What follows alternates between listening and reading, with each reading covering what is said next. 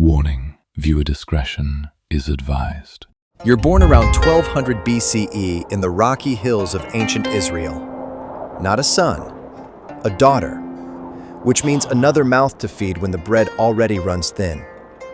Your hut leaks when it rains and bakes when it doesn't. Breakfast is moldy barley bread so coarse it cuts your gums.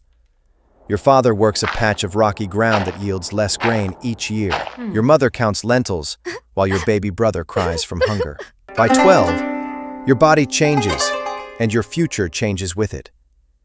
In this world, that means you're a woman. It also means you've become a calculation. The rains have failed, the goats are thin, and your father keeps staring at you like you're both his child and his last grain measure. He knows the law. Everyone does. A father can sell a daughter into service when the family is drowning. They quote scripture to make it feel clean. It doesn't feel clean. One morning, your father doesn't meet your eyes. A wealthy landowner has made an offer. Not for a servant, not for a wife, for a concubine. Coins clink on the table.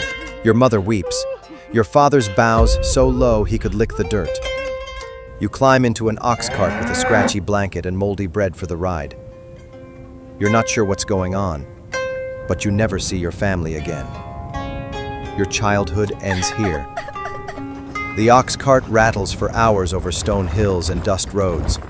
You pass vineyards clinging to terraces, olive groves heavy with dust, shepherd boys whistling to their flocks. The smell of pressed olives and goat dung drifts from roadside villages. You travel for 2 days till you reach Jerusalem.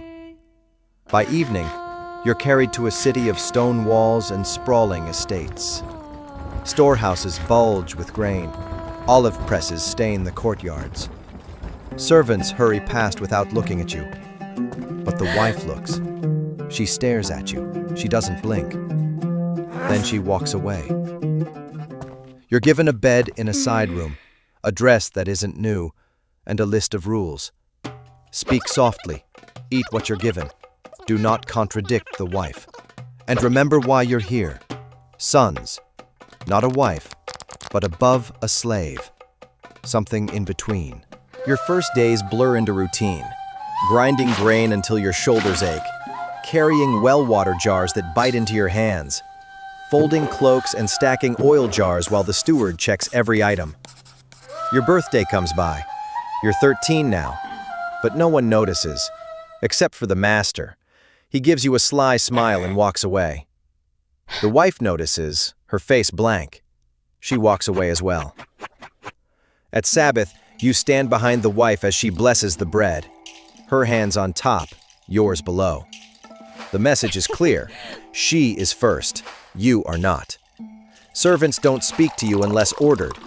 The wife speaks only to correct you. The master barely speaks at all. That first night comes sooner than you expect. The servants don't explain much. They just light oil lamps and drape the master's chamber with heavy curtains that smell of smoke and goat farts. The wife pretends not to notice, but she lingers long enough to remind everyone who's still in charge.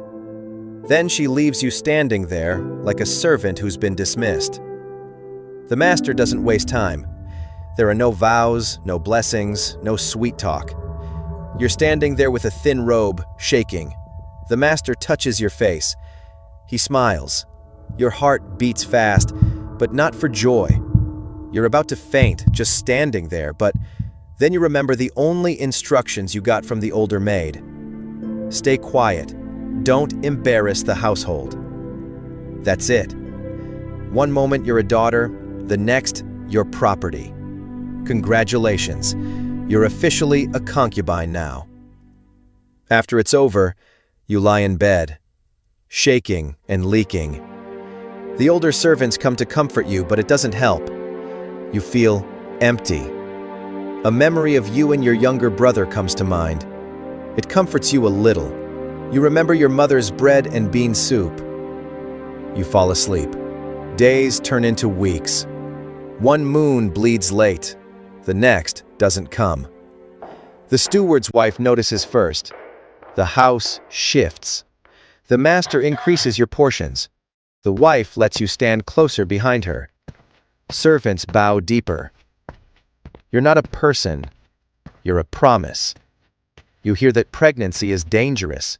It can raise your status, or it can kill you. The labor drags through the night. You scream into mats while incense stings your eyes. Other women whisper prayers outside the door. At dawn, another cry joins yours. A boy.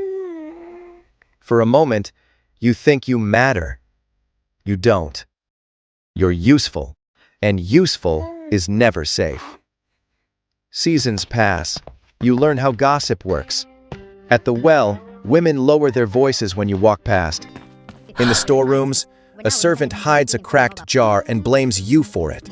Every mistake belongs to the concubine. Then a new girl arrives on an ox cart with the same blanket and wide eyes. You're told to teach her the rules. You see yourself in her face. You realize you were never the solution. You were just the season before hers. Not long after, the wife grows heavy with a child. A boy. The house erupts. Your son kisses his half-brother's forehead. Everyone cheers. You force a smile, but inside, it feels like choking. No matter what you do, you'll always be second. The years blur. Your son grows strong in the fields, quick with numbers, careful with words.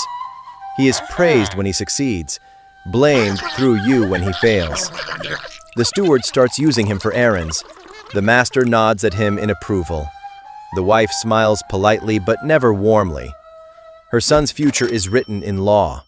Yours shrinks by the season. The law says it's fair. The law always favors the wife's son, never yours. Then the master dies in his sleep.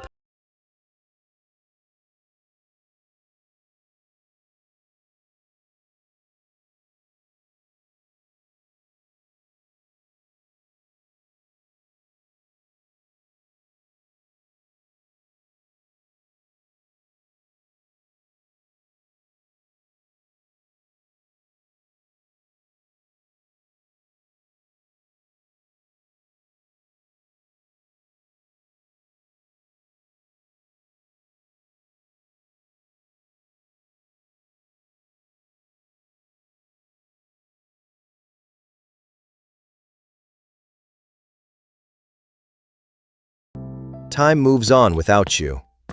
New concubines arrive, younger, prettier, hungrier. You become the woman people pass in the courtyard without noticing. Your son becomes a man with responsibilities but not authority. He knows exactly where he stands. Everyone does. Sometimes you catch your reflection in a polished bowl. The girl your father sold is gone.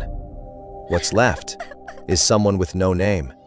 When you die, they'll say the house was blessed with sons and full storehouses. They won't say your name. They never did. That is why it sucks to be born a concubine in ancient Israel. Not a wife with honor, not a servant with escape. Just property. Useful until you're not.